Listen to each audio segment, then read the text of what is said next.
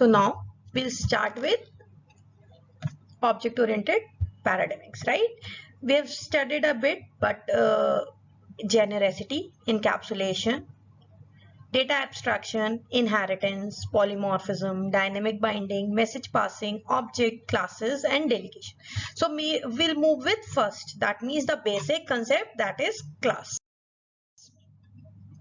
A class is an abstraction of set of objects. And class can be defined. And see, we'll focus on this.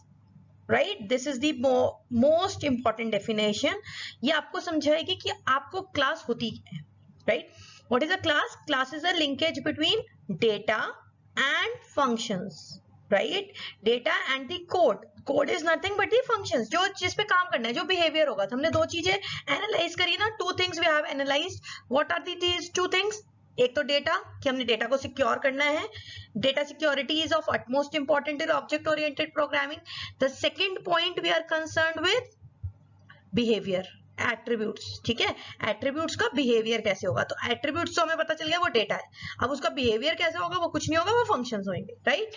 So which will operate on this data. Right? The code which is operate is nothing but the functions. Function क्या है? A set of a task. Right? A module. Module जो हम पढ़ते थे वही function होता है. When this linkage or relationship exists at the conceptual level. Conceptual means logical. मैंने एक ब्लूप्रिंट बनाया है, right? अब वो ब्लूप्रिंट जब एक्चुअल खड़ा होगा वो डिफरेंट होगा. देखो, जब आप एक एग्जांपल देती है तुम लोगों को, जब हम कंस्ट्रक्शन हाउस करते हैं, राइट, तो वो एक मॉडल दिखाते हैं, वो एक ब्लूप्रिंट दिखाते हैं, एक नक्शा जिसे मैप कहते हैं. तो क्लास क्या बताता है? एक मैपिंग बताता है.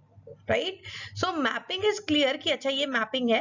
अब इसके ऊपर कैसे बिल्डिंग बनेगी वो हमारा ऑब्जेक्ट करेगा. राइट, तो रियल वर्ल्ड लाइफ में हमारे ऑब्जेक्ट एग्जिस्ट करते हैं, राइट, बट एक लॉजिकल लेवल पे कि हमारा स्ट्रक्चर कैसा बनना चाहिए वो हमारा क्लास होता है. Right, so classes have attributes and operations. Objects are said to be instances of the class. Instances nothing मतलब उसका जो फिजिकल लेवल पे आएगा वो ऑब्जेक्ट होगा. क्लास एक कंसेप्चुअल लेवल, एक लॉजिकल लेवल होगा. फिजिकल लेवल पे आएगा तो वो ऑब्जेक्ट होगा. Right, it shares the behaviour of the class but has specific values for the attributes. A class is not a set of objects, it is a blueprint, right, or a specification. Thus a class can be viewed as an abstract specification of an object. It is a concrete instance of its specification, right? तो concrete में जब वो आएगा, जब abstract को specify किया है तो वो class हो जाएगा. जब वो concrete form में आएगा और real world की form में आएगा वो object हो जाएगा. right? Next is objects. क्या होता है? An object is an entity that has properties. Properties क्या है? Attributes and exhibits behavior. Behavior क्या है? Set of operations, set of instructions या फिर set of functions, जिसको हम member functions कहेंगे बाद में. Right? Objects encapsulate properties and behavior. तो object के अंदर हमने दो चीजें add कर ली हैं. क्या हो गया? Properties. Properties क्या है? Data है. बिहेवियर क्या है? ऑपरेशंस है. तो ऑब्जेक्ट ओरिएंटेड का जब हमने ब्लॉक पढ़ा था, हमने एक ब्लॉक पढ़ा था जिसके अंदर था data and operations. An object can be defined as a linkage between data and the code which will operate on this data. When this linkage or relationship exists at the physical level, it is called an object level. An object, right? तो जब हम physical level पे आ गए, अब हमने logical level पे understand कर लिया, हमें दो कंसेप्ट्स आ गए. लॉजिकल लेवल पे जब ये लिंकेज होती है between data and it's functions, जब ये लिंकेज लॉजिकल लेवल पे होगी इट इज अ क्लास. जब ये लिंकेज फिजिकल लेवल पे होगी then it is a object. Right, we have understand two concepts of object oriented programming, object and class. मैं फिर से रिपीट कर रही हूँ. Object is a linkage between data and functions at the physical level. Real world में वो entity exist करेगी. Class is when this relationship exists at the logical level. हम कुछ नहीं कर रहे, हमारी एक रिलेशनशिप हम एग्जिस्ट कर रही है. Right, that relationship is eight the logical level. Right, that is a class.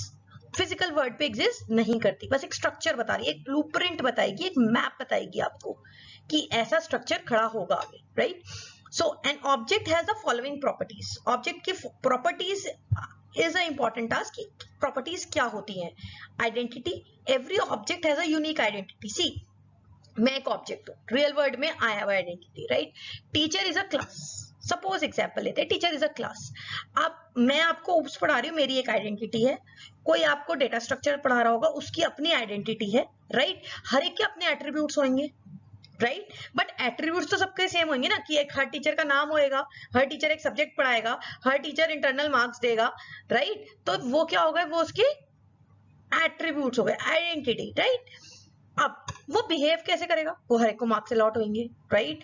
वो बिहेव कैसे करेगा, वो हर एक की स्टेट्स होंगी कि कैसे वो बिहेवियर, कौन कौन सी क्लासेस में जाता है, इस टाइम पे वो कितना एंगेज रहता है. So this is the behaviour, these are the operations. अगर मेरे को फाइंड आउट करना हो टाइम टेबल से कि कब वो फ्री रहता है, तो मैं उसका क्या करूंगी, मैं एक ऑपरेशन लगाऊंगी कि टाइम टेबल पे कौन से स्लॉट में वो फ्री है, right? So we can analyse कि अच्छा इस टाइम पे ये फ्री है पर्सन, राइट? तो दिस इज द बिहेवियर. या किस पर्सन को मैं कहां पे कौन सी क्लास दे सकती हूँ, तो this is also the behaviour, right? So this is another example of class. See, classes, a tree and different form of trees are the objects. This is a very simple example. भाई अगर मैंने generic में बोला tree, tree के क्या features होते हैं, उसका हर एक का रूट होता है, हर एक के लीव्स होते हैं, हर एक. अब पपाया ट्री कैसा होता है, वो डिफरेंट होता है. कोकोनट ट्री कैसा होता है, वो डिफरेंट होता है. तो ये सबके फीचर्स हो जाएंगे. तो these are the objects, right? Next example you can take instructor. भाई टीचर है, इंस्ट्रक्टर में क्लास बनाती हूँ तो it is a class.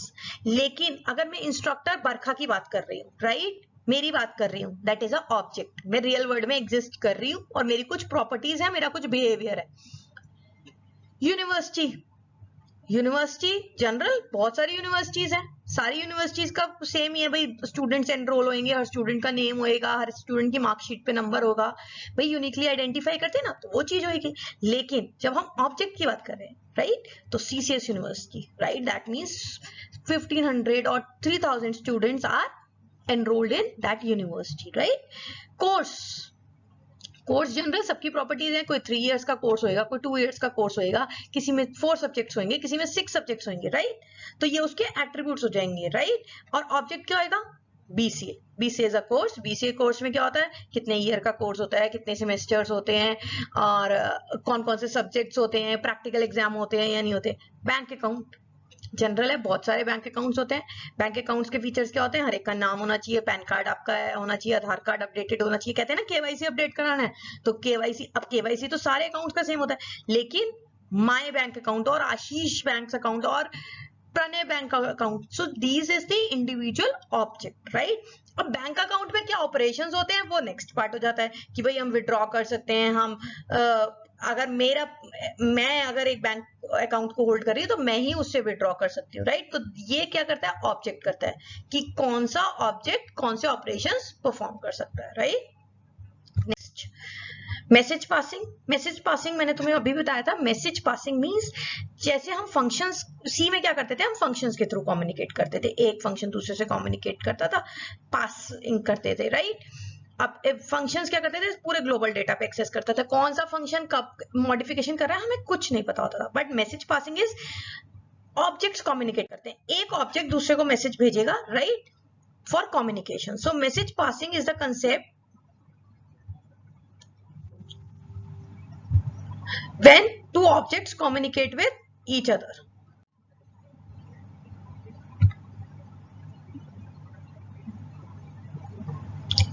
So next is the concept of dynamic binding. Dynamic binding refers to the linking of a procedure call to the code to be executed, right? So binding क्या करता है, वो procedure call को response कैसे करना है, right? Dynamic binding means that the code associated with the given procedure call is not known until the time of the call at the run time. तो दो टाइप का होता है run time. Dynamic binding can be also said as late binding. कि हमें during the compile time हमें नहीं पता, बट रन टाइम में हमें एसोसिएट होएगा कि इस कोड के साथ कौन सा फंक्शन एसोसिएटेड है, क्या हमें परफॉर्म करना है। मतलब हम डेटा के इंस्ट्रक्शंस, डेटा जो इनपुट होएगा उस पे हम चेक करेंगे कि क्या इंस्ट्रक्शंस परफॉर्म होने हैं, right. This is the concept of dynamic binding और late binding, right. Polymorphism. Polymorphism is a very important concept, right? You get a long question on this concept. It says poly, just an introduction is there. Poly means many and morphs means forms. It is derived from a Greek word polymorphism, right? It has two types, runtime polymorphism and compile time polymorphism. I'll just explaining the structure. Polymorphism, it is implemented compile time or runtime. Runtime is implemented with the help of virtual functions. Virtual functions can only be implemented with inheritance and base pointer. We'll first focus on compile time polymorphism. That's why I'm stressing on compile time. Compile time polymorphism is achieved when binding is done at the compile time, right? When the binding is done at the runtime or delayed, it is runtime polymorphism, right? Compile time polymorphism, compile time क्यों कहा जाता है? क्योंकि decision जो compiler का होता है, जो भी कंपाइलर को डिसीजन लेना है कि इस ऑब्जेक्ट ने ये वाले फंक्शन को कॉल किया, राइट, अगर वो डिसीजन कंपाइल टाइम पे हो जाता है, then it is a compile time polymorphism, right. So compile time polymorphism is achieved using operator overloading and function overloading. But these detail, you study this graph in detail when we'll move to the chapters. Individual chapters are there for class, for object, for polymorphism. So each concept is having its own chapter, right? Inheritance. Inheritance is acquiring the common properties. In simple words, we can say acquiring the common properties of one class in another class, right? Acquiring क्या होता है? हम अपने parents की कुछ properties हमारे अंदर होती हैं, कहते हैं ना ये पेरेंट्स की रिफ्लेक्शन है, right. So there are some properties जो हम इनहेरिट करते हैं और कुछ हमारी नहीं होती हैं, राइट। कुछ तो हमारी प्रॉपर्टीज हैं कि हमारा behaviour as a person, as a individual, you are different ना, so every individual is different. तो इंडिविजुअल की प्रॉपर्टीज कुछ है जो हमने इनहेरिट करी है अपने। किसी की इनहेरिट प्रॉपर्टीज होती है कि उसका बोलने का वे सेम होता है, किसी का फेस स्ट्रक्चर होता है, किसी की इनहेरिटेंस की प्रॉपर्टी नॉलेज होती है, डिफरेंट बेसिस पे हम इनहेरिट करते हैं अपने पेरेंट्स से प्रॉपर्टी। सो इनहेरिटेंस इज कि हमने एक स्ट्रक्चर बना दिया, राइट, एंड वो स्ट्रक्चर्स डिफरेंट जो कॉमन लोग हैं उसको फॉलो कर सकते हैं। फॉर एग्जाम्पल स्टूडेंट की सबकी प्रॉपर्टी सेम होंगी, हर एक का नाम होगा, हर एक का एड्रेस होगा, हर एक का रोल नंबर होगा, सेम वे हर एक का मार्कशीट में एनरोलमेंट नंबर होता है। अब ग्रेजुएट स्टूडेंट्स की कुछ प्रॉपर्टीज होंगी, डिप्लोमा स्टूडेंट के कुछ प्रॉपर्टीज होंगी, राइट। सो स्टूडेंट की properties we can acquire and we can add a few properties of graduate student जो उसकी प्रॉपर्टीज है, और जो डिप्लोमा स्टूडेंट है उसकी प्रॉपर्टीज होंगी, right. So again read just inheritance allow classes to be defined in terms of other classes.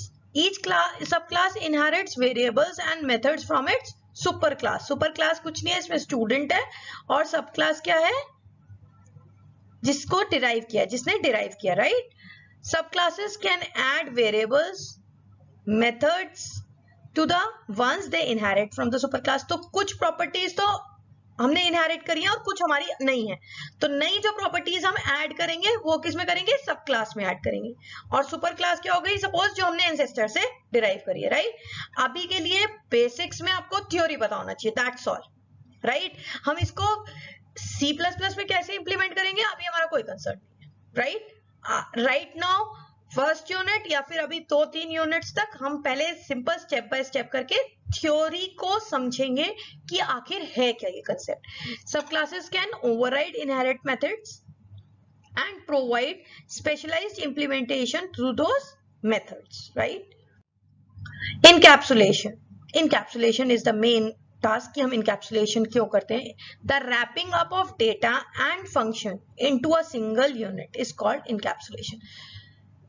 अब हमने अचीव कैसे किया है? ये ऑब्जेक्ट और क्लासेस के थ्रू अचीव करा है। कैसे? मैंने डेटा और ऑपरेशंस को एक जगह पे रैप कर दिया है। जो डेटा और फंक्शंस उस पे वर्क करेंगे उसको मैंने एक रैपिंग दे दी है। उस रैपिंग को हम कुछ नहीं कहते, क्लास कहते हैं, ठीक है।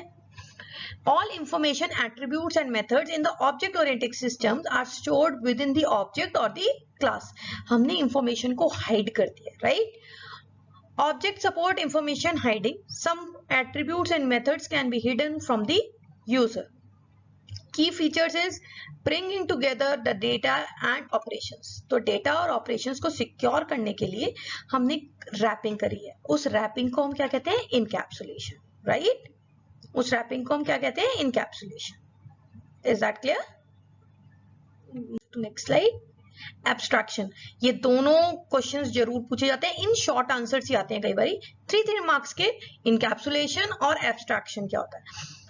Abstraction refers to the act of representing essential features. I am just reading out why, because ये focus वाली लाइन है. act of representing essential features while hiding the background details or explanations, right?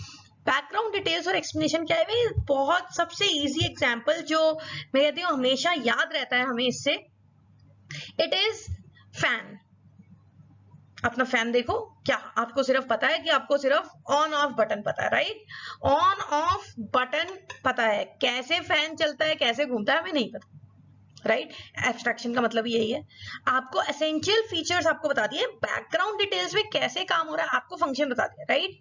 आपके वो function पे अंदर कैसे वो manipulations हो रही है वो आपको नहीं पता, नहीं जानी, right? So we have abstracting, we have hided essential features. ठीक है, बैकग्राउंड डिटेल्स को हमने रख दिया है और सिर्फ एसेंशियल फीचर्स को आपको शो किया है, राइट? इसका एक और एग्जांपल है, जब आप कार में आपको पता है कि जब मैं गियर चेंज करूंगा या रेस दूंगा कार आगे चलेगी, राइट? बट वो कैसे होता है अंदर, कैसे सिस्टम मूव करता है और व्हील्स मूव करते हैं वो हमें नहीं पता, right? This is the concept of abstraction. So classes use the concept of abstraction. Classes में आपका क्या है? ऑपरेशंस हाइडेड है, आपका डेटा हाइडेड है. आप क्या करते हो? आप सिर्फ फंक्शन को कॉल करते हो और क्लास के अंदर जो मेंबर फंक्शन है उसके अंदर जो डेटा होगा वो अपने आप मैनिपुलेट होगा, right? Then classes use the concept of abstraction are defined as a list of abstract properties such as size, weight, cost and functions to operate on these attributes. They encapsulate all the essential features of the objects they are also to be created. The attributes are sometimes called data members because they hold information. The functions that are using these data are sometimes also called as member functions. That means मैं अभी बताना नहीं चाह रही थी member functions, but again वही याद रखना, member function जो फंक्शन हम क्लास के अंदर डिफाइन करेंगे. क्लास के अंदर 2 चीजें डिफाइन करनी है हमें, हमने अब तक सीख लिया है. हमें 2 चीज क्लास के अंदर डिफाइन करनी है. एक तो डेटा जो कि हमें सिक्योर करना है, और वो डेटा क्या होएगा? एट्रीब्यूट्स होंगे किसके? ऑब्जेक्ट के, राइट? और दूसरा क्या करना है हमें? फंक्शंस. फंक्शंस क्या होते हैं? बिहेवियर. बिहेवियर किसका? ऑब्जेक्ट का. तो इन 2 चीज का जब ब्लूप्रिंट किस में करना है? क्लास में करना है. और इन 2 चीज का जब हम रियल वर्ल्ड में लाएंगे तो वो ऑब्जेक्ट के थ्रू मैनिपुलेट करेंगे, राइट? ठीक है, एब्स्ट्रैक्शन इज क्लियर कि हमें मेंबर फंक्शंस के थ्रू ऑपरेट करना है. अब वो मेंबर फंक्शंस किस में डिफाइंड होंगे? क्लास में defined, right? Next is genericity. Genericity is again a important term, right? कि सॉफ्टवेयर प्रोग्राम्स एक वर्जन जेनेरिक वर्क करे, राइट? जेनेरिक प्रोग्रामिंग होती है. अब तुम लोगों ने सी पढ़ रखा है, इसलिए मैं सी का एग्जांपल ले रही हूँ. जेनेरिक प्रोग्रामिंग में क्या होता है? सी तुम लोगों ने पढ़ रखा है. अगर कोई चीज मैंने इंट के लिए फंक्शन बनाया है, राइट? अब रन टाइम में अगर मैं चेंज करना चाहूँ कि नहीं, अब मेरा तो जो वेरिएबल्स हैं वो फ्लोट हो गए या डबल हो गए हैं, राइट? तो जेनेरिक प्रोग्रामिंग क्या कहती है कि हम एक जेनेरिक प्रोग्राम बना देंगे, राइट? वो डिफरेंट डिसीजन लेगा based on the data type. अब ये जो जेनरेसिटी है ये आपका लास्ट यूनिट का टॉपिक है, दैट इज टेम्पलेट्स, राइट? तब हम पढ़ेंगे generic programming.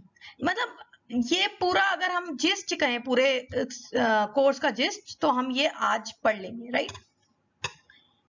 Next is delegation. Delegation of software components of a program have more than one version depending on the type of the arguments. This feature allows declaration of variables without specifying exact data type. Generic programming में हम data types को define नहीं करते, right? हम define नहीं करते. During the runtime जब जो चीज delegate की जाएगी हम उसके according फंक्शन को चूज करेंगे, right? So this is the concept of delegation. ये सब लास्ट यूनिट। नेक्स्ट, ये अगेन अ इम्पॉर्टेंट टॉपिक और इसका क्वेश्चन आता ही है, यूनिवर्सिटी एग्जाम्स में पूछा जाता है, डिफरेंट फॉर्म्स में पूछा जाएगा, राइट? इंटरनल्स में भी पूछा जाता है क्योंकि इंपॉर्टेंट क्वेश्चन है यूनिवर्सिटी का, राइट? वाइवा का इंपॉर्टेंट क्वेश्चन है, ऑब्जेक्ट ओरिएंटेड और प्रोसीजर ओरिएंटेड प्रोग्रामिंग क्या है, right? Object oriented bottom up approach है। बॉटम अप अप्रोच कि पहले मैंने क्या किया, पहले मैंने स्टूडेंट एट्रीब्यूट को आइडेंटिफाई किया, राइट? और उसके अकॉर्डिंग मैंने प्रोग्रामिंग करी थी, ठीक है? फॉर एग्जाम्पल मैंने कार एट्रीब्यूट को आइडेंटिफाई किया, कार के एट्रीब्यूट्स आइडेंटिफाई किए। अगर हम स्ट्रक्चर्ड प्रोग्रामिंग की बात करें, हम क्या करते थे, हम सोचो साइन सीरीज बनानी होती थी हमें, हम क्या करते थे, साइन सीरीज में हमें क्या क्या चीजें चाहिए भाई? साइन सीरीज में मुझे फैक्टोरियल चाहिए, मुझे पावर चाहिए, मुझे डिवीजन चाहिए होगा, राइट? तो हम प्रॉब्लम्स को ब्रेक करते थे अकॉर्डिंग टू फंक्शंस। बट यहाँ पे मैं तुम्हें क्या बता रही हूँ, हम प्रॉब्लम को फोकस कर रहे हैं एक स्टूडेंट के अराउंड, एक फंक्शंस के ऑब्जेक्ट के अराउंड। तो ऑब्जेक्ट क्या हो गया, हमें बॉटम पे है, हमें टॉप तक जाना है उसके फंक्शंस डिफाइन करते हुए, राइट? वाइल हम स्ट्रक्चर्ड प्रोग्रामिंग में क्या कर रहे थे, टॉप लेवल पे थे, हमें साइन सीरीज बताती है, हम उसको ब्रेक कर रहे थे कि ये फैक्टोरियल का बन जाएगा, ये पावर का बन जाएगा, फिर हम इसको ऐड कर देंगे, इसको डिडक्ट कर देंगे, राइट? तो हमारा साइन सीरीज का प्रोग्राम खत्म हो जाएगा, right? So this is the example. C++, Java are the object oriented programming, structured programming या procedure oriented। मैं बार बार structured programming इसलिए यूज कर रही हूँ क्योंकि कई बार क्वेश्चन आ जाता है what is the difference between structure. Ma'am आपने स्ट्रक्चर्ड प्रोग्रामिंग तो पढ़ा ही नहीं था। So structured programming and procedure oriented one and the same thing. कई बार फंक्शन ओरिएंटेड प्रोग्रामिंग पैराडिमिक भी आता है, ठीक है? Function programming paradigmic is nothing but structured programming paradigmic जो हमने सी में पढ़ा था। Security is provided to data. Obviously, C++ data के अराउंड बनी है. Data is of utmost importance in C++. C में ग्लोबल वेरिएबल्स थे, कोई भी फंक्शन कुछ भी एक्सेस कर सकता था, तो सिक्योरिटी नहीं थी, तभी हम C++ को लेके आए थे. Program is divided in the form of objects, right? While in procedure oriented, program is divided in the form of functions. Importance, right? Data is of utmost importance in this. Functions are breaked, right? Data is breaked into modules, different modules or different functions. Data hiding का concept object oriented में आया ही इसलिए था कि हम data को protect कर सकें, और ये कंसेप्ट प्रोसीजर ओरिएंटेड में नहीं था, तभी हम ऑब्जेक्ट ओरिएंटेड पे आए थे, right? Object oriented programming focus on the data, right? Focuses on the data. See, bases are very important. Bases के basis पे आप differentiate तो लिख सकते हो, लेकिन bases आपको पता होने चाहिए. Form, object is split into objects, right? Procedure in functions. Inheritance is acquiring, ठीक है? आप क्या होता है कि आप मॉड्यूल्स को मॉडिफाई कर सकते हो और जो ऑलरेडी मॉड्यूल्स एग्जिस्टेड है उनको यूज कर सकते हो, बस प्रोसीजर ओरिएंटेड में तो ये फीचर था ही नहीं. प्रोसीजर ओरिएंटेड में आप सारे फीचर्स लिख सकते हो जो नहीं है, राइट? बट हम कुछ ही फीचर्स लिखते हैं, जैसे क्लास भी लिख सकते हो कि हाँ, फिर आप ये लिख दोगे it is existent, it does not exist, right? So you can write like this also, but focus करो कि जितने पॉइंट्स लिख सके उतना अच्छा है. फीचर्स, ये सारे फीचर्स जितने भी ऑब्जेक्ट ओरिएंटेड कंसेप्ट्स हैं ये आप सारे लिख सकते हो, right? While it does not include, it is very clear कि प्रोसीजर ओरिएंटेड में ये सारे कंसेप्ट ही नहीं है. Data hiding, polymorphism, class, object, inheritance, message passing, dynamic binding, genericity, जितने भी कंसेप्ट हमने अभी तक करे ये नहीं है प्रोसीजर ओरिएंटेड में, right? So this is the approach. यहाँ पे मेथड्स होते हैं, यहाँ पे फंक्शंस होते थे, यहाँ पे ऑब्जेक्ट्स होते हैं, यहाँ पे मॉड्यूल्स बनाते थे हम. यहाँ पे हम कैसे पास करते हैं, मैसेज के थ्रू कॉल करेंगे दो ऑब्जेक्ट्स के बीच में कम्युनिकेशन. यहाँ पे हम आर्ग्यूमेंट्स पास करते थे. यहाँ पे we are concern with the attributes of the objects, वहां पे हम वेरिएबल्स पे वर्क करते थे, right? So there are few advantages of object oriented programming. easier to understand and maintain, mapping of real world objects, ये तो बिल्कुल clear हो जाना चाहिए कि हम रियल वर्ल्ड कंसेप्ट पे अब वर्क कर रहे हैं. सी प्रोग्रामिंग में हमने लॉजिकल काम किया था. हमने क्या किया था, हम एक कंसेप्ट लेते थे, हम एक प्रॉब्लम लेते थे और उसको सॉल्व करते थे, राइट? अब हम रियल वर्ल्ड एंटिटीज पे वर्क करेंगे, रियल वर्ल्ड प्रॉब्लम्स पे वर्क करेंगे और रियल वर्ल्ड प्रॉब्लम्स को सॉल्व करेंगे. It support code reuse, right, reduces redundancy. Redundancy कैसे रिड्यूस करता है, कोड रीयूज कैसे करता है, क्योंकि code reusability is possible with the help of inheritance, right. It allows the production of reliable और सिक्योर सॉफ्टवेयर. C++ में अब हम एक चीज कर लेते हैं कि कमेंट्स कैसे लिखते हैं, राइट. थोड़ी सी चीजें पता कर लेते हैं. कमेंट्स हम नॉर्मली क्या लिखते थे, हम C में ऐसे लिखते थे, right. It is multi line comment. C में सिंगल लाइन, C++ में सिंगल लाइन कमेंट भी लिख सकते हैं. Both comments are possible, single line also and multi line also, right.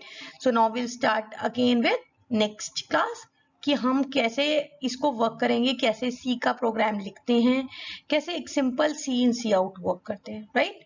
Thank you everyone.